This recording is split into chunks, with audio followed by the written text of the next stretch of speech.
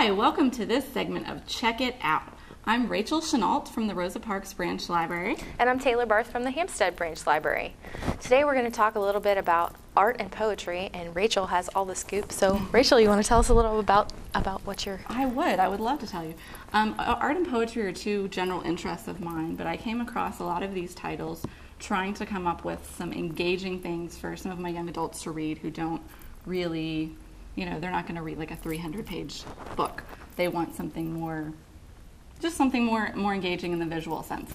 And so I came across some different books that I would like to talk to y'all about because they're really interesting. And if you have a reluctant reader, or even if you just have a creative person that likes art and poetry, they would be some good books for them to check out at the library.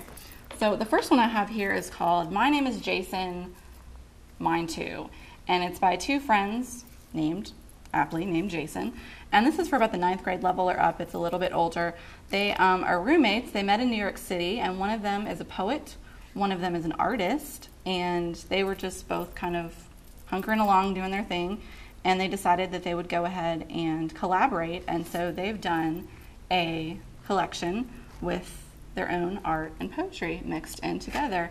And it's just a really neat layout. It's really, it's just very visually engaging. It's very inspiring because a lot of the kids that come to my book club, the Creative Readers Book Club is what we've called it, they have lots of interest in writing and drawing and things like that. And so I wanted to find some things that would really help inspire them. And so there's there's ink drawings, there's paintings, there's regular drawings, there's collage.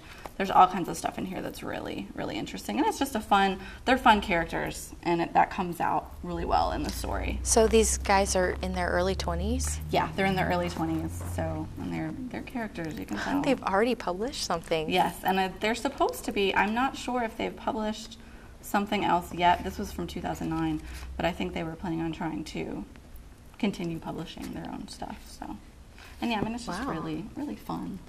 That's really interesting. So, it's really fun. Let's see, what else do we have? I have another book.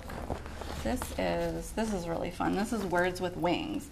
And a lot of the books, I was really surprised how many books we had that paired poetry with art. So sometimes they would just pick a picture that they think would go with a poem, or they would take a painting and write about it specifically. So it just kind of depends. And this one is specifically about African American poetry and art, and that one's really fun. We have, let's see, what else do we have? Oh, this is a fun one. This is by a pretty well-known YA author, Walter Dean Myers, and this is actually a collaboration with his son, and it's poetry and art. So Walter Dean Myers did the poetry, and his son worked on the art. And it's called Harlem, so it's all about Harlem. He's pretty popular for Monster, I think. So that's another way to kind of get kids engaged. Like if they like, this is a really, I really enjoyed the poetry, I really enjoyed the writing in this. Well, hey, this guy wrote some books, so why don't you try one of those?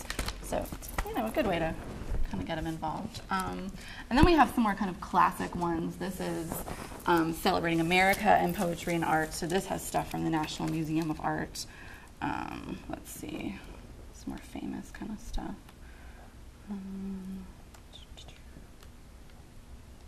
Just looking for somebody really well known here, but I'm not really coming across. But okay, for instance, that's Robert Frost. So we have a Robert Frost poem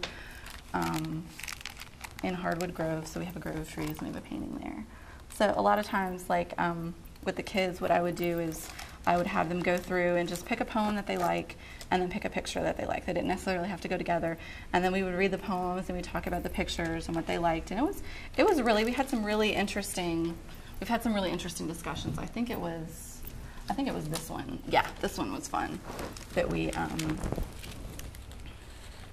talked about. This was Ringside, and it's basically about a little kid having a fight in school, but then the picture next to it are these really burly men having a big boxing fight and stuff. And we just talked about the drawings and about the artwork, and it was just, we had a fun discussion, and it was really, I felt kind of like an art teacher or like English teacher trying to engage them, but it was really fun. And it's just, it gives you stuff to kind of jump off of. Mm-hmm. And this way, a lot of times, I know like with kids a lot when you're having a book club once a month. A lot of times, depending on what kind of life they have outside of school and stuff, they don't necessarily remember. Oh yeah, I've got book club. Oh yeah, I got to read this book.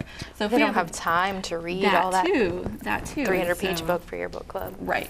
And so if we've got a book there for them, we can just kind of discuss for that hour. And if they want to go ahead and take the book home, or if they want to, jump off from there, check out some other books, then they can do that. But there's not as much pressure. It's just kind of, you can come and meet, hang out and talk, and, not have to worry about it. It's not like another assignment. Yeah. I was concerned about giving them more assignments. So, let's see. Then we have a couple other books. This, I found I don't know if this is a new genre per se, but the novel in the poetry form, this is something that I find really interesting and kind of engaging. And we have a couple books that are done that way. This is called Karma. And this is, I find Indian culture very interesting, so this one was personally interesting to me. But it's about a young girl who, she's half Sikh and half Hindu, and she's going back, she lives in Canada, and she's going back over to India to basically scatter her mother's ashes. And the whole book is done in poetry and kind of in diary form. And it's all about her journey, kind of coming of age story through that. But it's really fun having it written in a poetic form. I like that. And I think I found some other books that we have that are done that way. And I think that's a neat. It's definitely a way to get kids involved in poetry and kind of show them that books don't have to all be the same. They don't have to be. There's not a rigid form of the book. You can have all kinds of different forms. Another one that's done that way that's interesting is Keishas House, and this is a little bit older, for an older age group, 9th grade or so.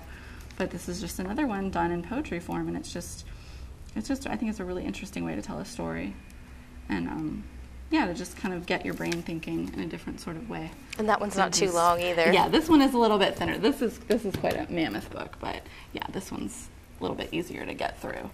And then just to go along with the art stuff, different things to get teens thinking, there's a creative journal for teens that's really interesting, that just has different activities, different paintings, just all kinds of things to just kind of get your brain going and get inspired and do something a little different than what you normally do. And we have like 11 or so of these in the system, so kids could make copies or take them home or what have you.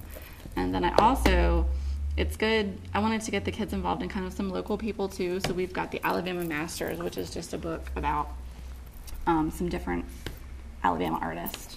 And this kind of helps, encourage the kids that there are other people, there are local people that are involved in art. And so there's no reason why they can't, if they're interested in art and they want to pursue it, there's no reason why they can't. And so that's pretty much what I wanted to talk about, was just the different poetry and art that we have. So what do you think? It's really interesting. I didn't realize we had this much stuff available in the system. I didn't either. And we do actually have we have a few other ones that I don't know that I have up here, but we have a Poetry for Young Writers series, I think it's Poetry for Young Writers. And it's like Maya Angelou, Langston Hughes, and it does the same kind of thing. It pairs poems with paintings. And so it's just, we have kind of a wealth of that. You could do a whole series on that, basically. So it's a lot of fun, and it definitely gets kids engaged who aren't, wanting to just sit there and hold a textbook type of thing. And it's nice to have small doses. You can read for 10 minutes here and put it away and come back to it later, and you're not lost. Yes, that too. And again, it's just, you don't want to give them something else to worry about, because these kids have plenty of stuff to worry about, with their school and all that stuff. So it's just, you don't want to make it a drudgery. You want to make it something fun. So. And this was a way that I think it can be fun. So if you've got a reluctant reader out there, parents or whomever, these are some good books that you might want to try to just kind of get them interested in the written word, in any way possible. Because a lot of this, kids are so into music, so into texting, so into these short little snippets. And so I think poetry is a good way to kind of work that in, because poetry is little snippets. Definitely. That kind of thing. And music, lyrics, that's poetry in a sense. So yeah, it all goes together. So if you've got a reluctant reader out there, check us out. These books are all available at all of the Montgomery City County Public Library branches, and you can check out our website at mccpl.lib.al.us. And that's it for this segment of Check It Out. Thank you for joining us. Thank you, Taylor. Thank you, Rachel.